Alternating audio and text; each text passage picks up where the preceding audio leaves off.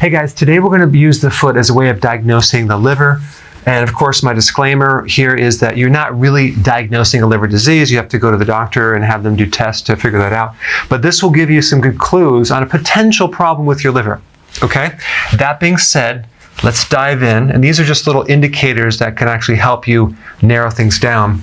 First thing we're going to talk about is the little red and brown dots. They can be larger and smaller, and you can also have like a little shininess to them. They're usually on the lower leg. That is poor circulation, and that is usually a liver problem. It could also be diabetes. It could be many other things, but you see this a lot when people have liver problems. So the actual appearance of the lower leg and the foot gives a lot of great information about the overall health of the person, because the heart has to send blood all the way down to your feet and then back through the vascular system. And usually if there's a liver problem or a heart problem, whatever, there's going to be a vascular problem. And you're going to see it in this part of your body a lot because of the poor circulation that's occurring. So a lot of these problems happen at the greatest distance from the heart. And also even with diabetes, for example, you see neurological problems in your feet and your hands because of that fact, because it affects the distal fingers, which is the point furthest away from the heart. Okay, so you'll see red and brown little discoloration type specks on the lower leg, and then something called spider veins, or another name would be spider nevus, which usually see this in cirrhosis. And what's happening to the liver is you're building up a lot of estrogen, and too much estrogen can affect the vascular system. So you can see varicose veins and spider veins, and you can see them in the lower legs. Then we have cracked heels, okay? This is usually a vitamin B3 deficiency or an omega-3 fatty acid deficiency. Why? Because one of the functions of the liver is to make bile and help you absorb these fatty acids, not just omega-3 fatty acids, but vitamin A, which could be involved in the skin, vitamin E, which could be involved in the skin. Those are fat-soluble vitamins.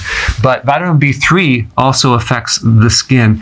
Other B vitamins also can affect the skin as well. Just how they relate to the cofactor to help the enzymes work, especially with proteins. So B3 deficiency can create a problem. Another name for that would be pellagra. People with pellagra, which is a B3 deficiency, have a lot of skin issues.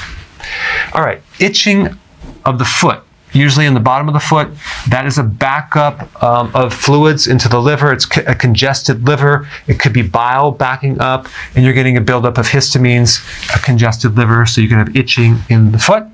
Also, you can have pain or inflammation in the bottom of the foot. A lot of times people associate that with something called plantar fasciitis, when it's really not plantar fasciitis. It's just a liver problem. And then you also have hot feet. Hot feet is another symptom of a bad liver. And then we have bad odor. So you have smelly feet. Why? Because the liver is not able to detoxify correctly, and it's backing up through the skin. Usually if the liver's bad, the person's diet is pretty bad, and their entire body is backed up with garbage, especially the large intestine and the kidneys, and it's coming out through the skin. So you can't just have a really terrible, unhealthy, bad liver and have a very healthy kidney or colon. If one is bad, they're usually all pretty congested and unhealthy. Okay, pitting edema. That's where you press your finger into the lower leg and it leaves a dent and it just stays there. That's fluid backup. That's a common liver symptom. Then we have fungus, toenail fungus. People with liver problems have a higher level of fungus growing on their body because they usually have an imbalance in the microflora in the gut, and that is going to relate to an overgrowth of fungus and yeast on the outside of the body. So that's why you see like dandruff and psoriasis, toenail fungus, and then the nail bed. And it could actually happen on the hands or the feet.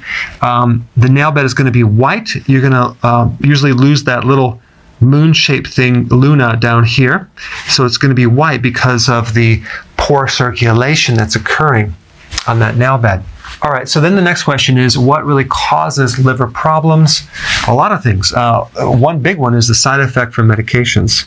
Another one is a lot of sugar in the diet, especially high fructose corn syrup. Cooked foods. So if you're just having canned foods, which are pasteurized, and you're not having anything raw, that's eventually going to be very, very hard on the liver and the kidney. And also a lack of any vegetables. And if you're eating junk food combined with that, you have no enzymes to put in the body, no antioxidants from these vegetables, so that can be a problem. Excessive alcohol, that's a given. And then excessive protein. So if you're doing massive amounts of protein, it built up a lot of nitrogen waste. Over time, that can then overload the liver and the kidney and put a lot of stress on it. So if there is liver damage or kidney damage, you want to go a little lower in the protein, higher in the vegetables. Okay, so now what is a good diet for the liver? Now, if you're new to my channel, click the link down below. I will show you a combination of a healthy ketogenic diet and intermittent fasting. Okay, so that's what I'm going to recommend. For those of you that are not new and you've been on my channel, if you watch a lot of videos, you already know this. You're on the program. You're already getting great success. So go ahead and put your comments down below so the new people can see that that really does work. All right, thanks for watching. Hey, if you're liking this content, please subscribe now, and I will actually keep you updated on future videos.